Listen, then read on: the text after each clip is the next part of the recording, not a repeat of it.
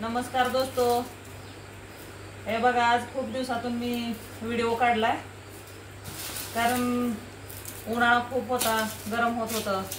आता थोडा पाऊस झाल्यामुळे थोडंसं वातावरण शांत आहे. तर आमच्या मिस्टरांनी आज एक ठिकाण कांदा आणले. तर हे बघा कांदे किती ओरिजिनल आहेत बघा. त्याला फुरसुंगी कांदा म्हणतात, असं लाईट कलरचा कांदा. हा 5 महिन्याचा कांदा असतो. त्यामुळे काय होतं, हे कांदा दिवाळीपर्यंत, आता आम्हाला हा कांदा दिवाळीच्या नंतर पण जातो. हे बघा मी काय केलं, खाली किचन कट्ट्याच्या खाली ही साड्यांची जी बॉक्स असतात का ते असे खोलले आणि ह्याच्या खाली अंतरले. म्हणजे एखाद्या वेळेस जर कांदा खराब झाला तर ह्याच्या असं फरशीला डाग पडू नये किंवा खराब वास येऊ नये. आणि हे बघा हे 2 पाटे कांदा असा एक लेअर प्रमाणे, हे बघा कसा. आता दिवाळीपर्यंत जायचं म्हणल्यानंतर ह्याची सुरक्षा करायला पाहिजे की नाही. हे बघा कसा ठेवला मी एक एक सिंगल.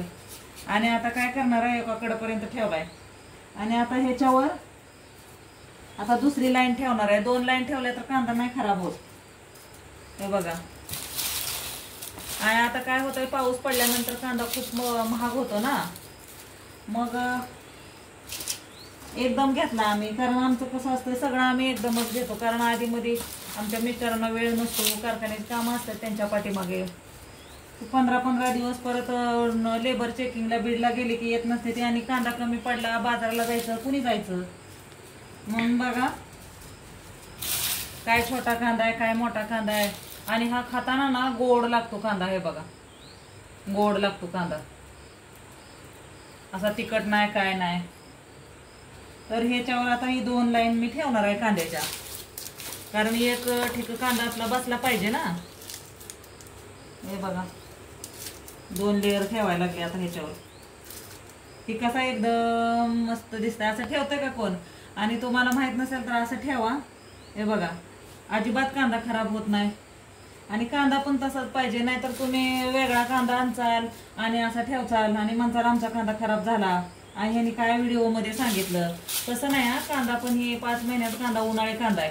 हे बघा कसला मऊ मऊ असा एकदम मस्त कांदा आहे. आणि मी किती असं आमच्या आई म्हणायची टुकीनं काम करावं, तर हे असं व्यवस्थित ठेवल्यानंतर कांदा अजिबात नासत नाही.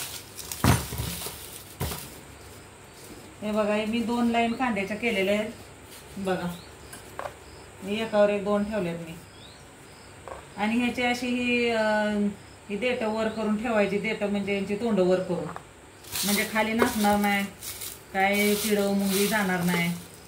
हे बघा एवढं पण चुटकू आलंय यात. कारण मोठं म्हणतात पण काय त्यांनी सरसगट काढलेलं आहेत ना कांदे टाकलेले आहेत. तर परत महाग होईल म्हणून मी आता घेतलेला आहे कांदा. कारण आता बाजारामध्ये खूप महाग झालाय कांदा. पाऊस पडायला लागला का कांदा महाग होतो. हे बघा आता 2 लाईन अशाच बघा ठेवत आणल्यात. कसं आहे फोटो काढण्यासारखं झकास.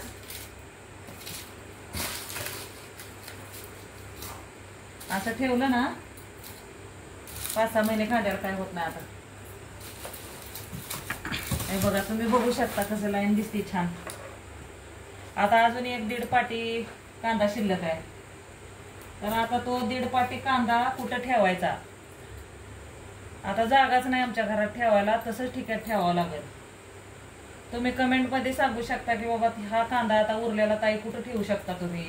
जागाच नाही आता कुठं ठेवू. आता एकतर पाटी भरून ठेवावा लागतो, नाहीतर ठिक्यात ठेवावा लागतो. तर बघा इथून असंच असं आहे. आणि कांदा किती 1 नंबर आहे बघा. आणि असं हे 2च लाईन ठेवल्यात बरं का, किती छान दिसतंय बघा. कारण आमची घरं छोटे छोटे असल्यामुळे जागा तर कमी आहे. तिकडं गॅलरीत सगळं धान्याचं, तसंच तिकडं इथं स्वयंपाकाला जागा लागती. आता कुठं ठेवावा कांदा. घ्यायची तर लय हौस. तर आता मला सांगा की तुमच्या भागात हा कांदा कसा किलो आहे आणि तुम्ही किती घेता. तुमच्याकडे ठेवायला जागा आहे का, मला कमेंट मध्ये सांगा. आणि माझ्या चॅनलला नवीन असाल तर सबस्क्राईब करा, कमेंट करा, लाईक करा. थँक्यू.